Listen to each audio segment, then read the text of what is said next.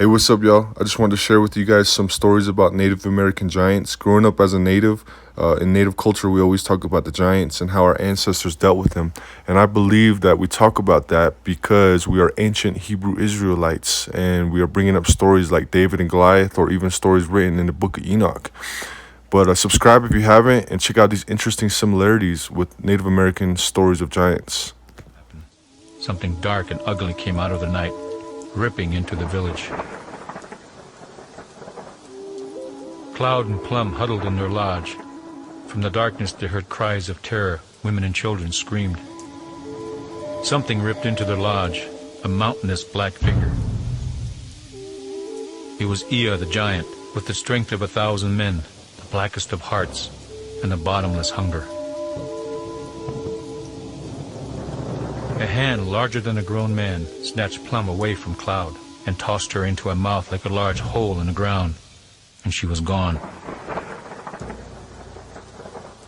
Ea tore apart the village to satisfy his hunger.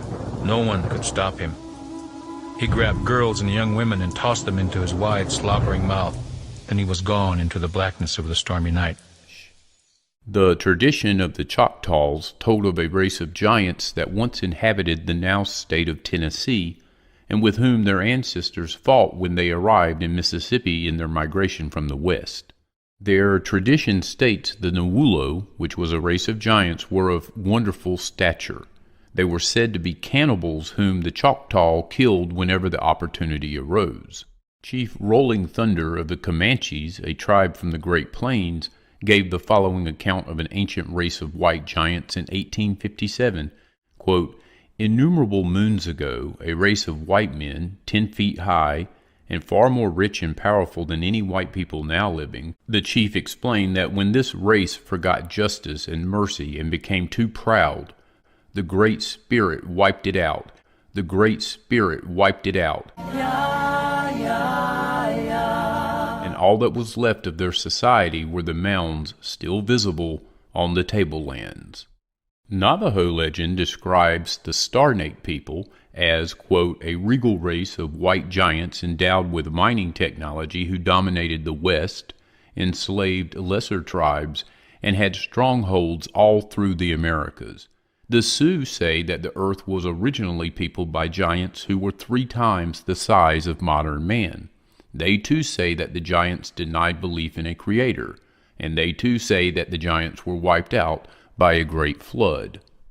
The Hopi tell of giants in the days before the Great Flood. These stories read nearly identical to the Bible if one allows for local flavor. According to the Hopi, there were giants on the earth in those days, and they were cannibalistic. Many of them had bred with the humans as well as infecting them with their DNA.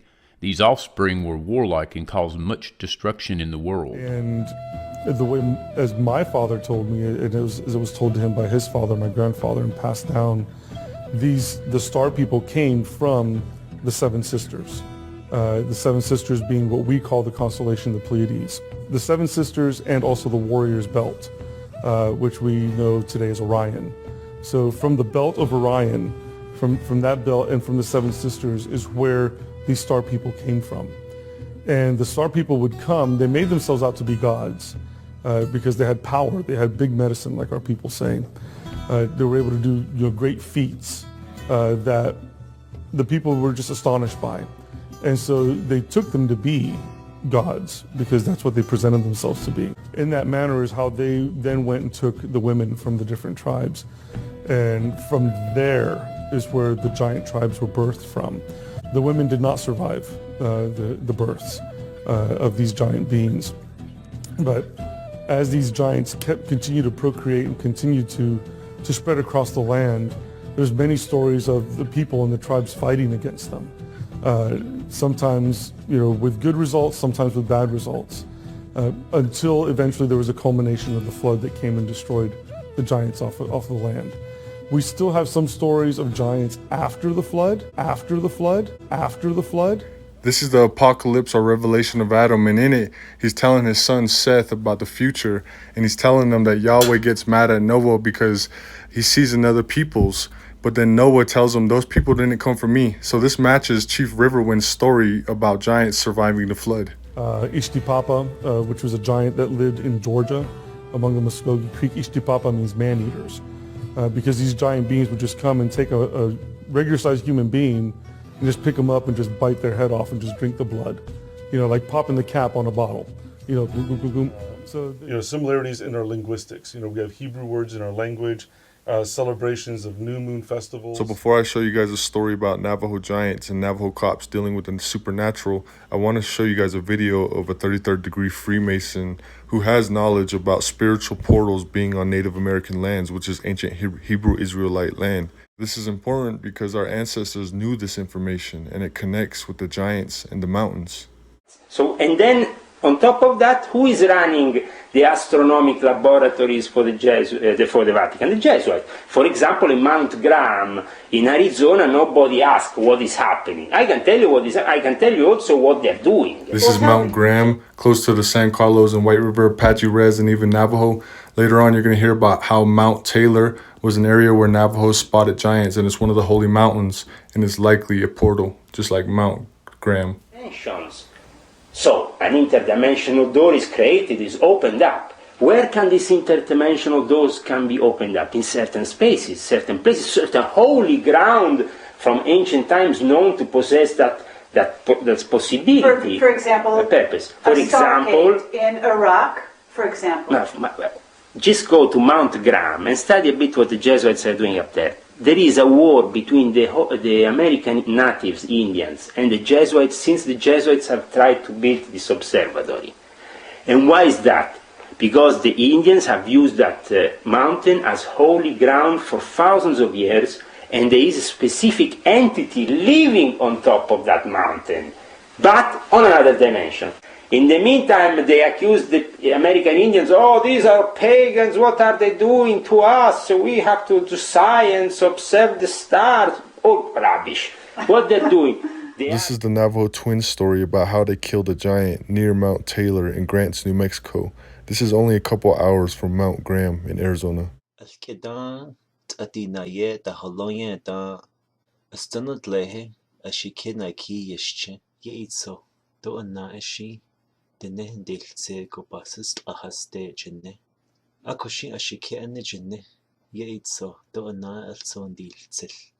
How the Navajo twins killed the giant.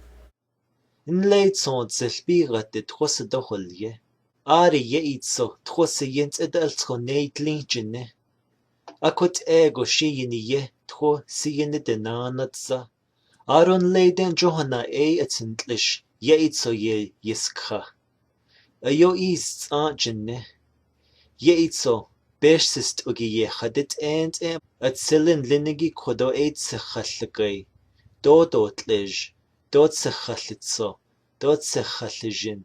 Yeitso ye yini khal jinne. Yeitso ye belchahas lin jinne.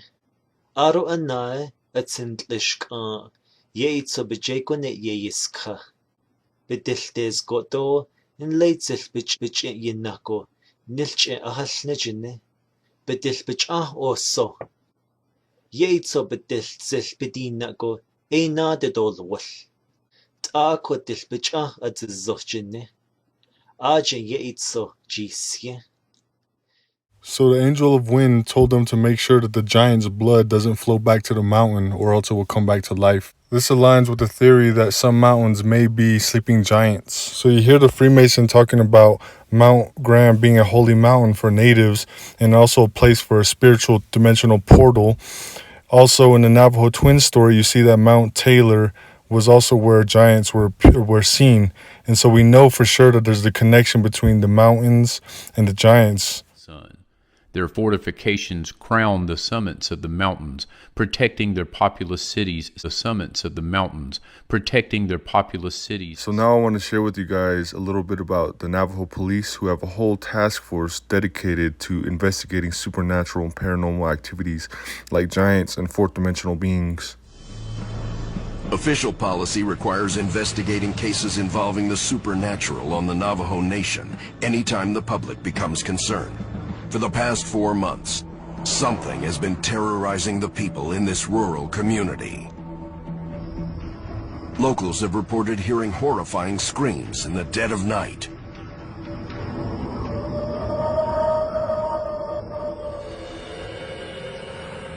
When I first heard this, it just went straight, like it went, woo, for a long time. But the second sound, it sounds like a female cry. Many believe that the creature, known as the howler, may be the Navajo version of Bigfoot, in an unsuccessful attempt to lure it out of the hills.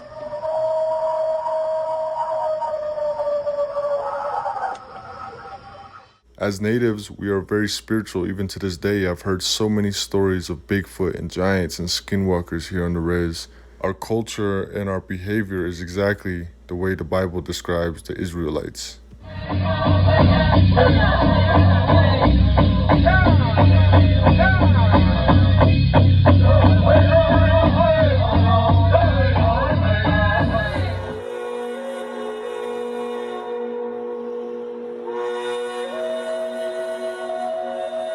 Let's build an army. Put all your skills to use. Cherokee Pawnee, Apache, Lakota, Kiani, Cheyenne, Paiute. We ain't from Europe, boy. Shoshone, Crow, Nice, Pearson, Iroquois, Ho Chunk, Omaha, Hopi, and Utes. Hopi, Shawnee in the suit. Let's do what we do. Scalping the wicked.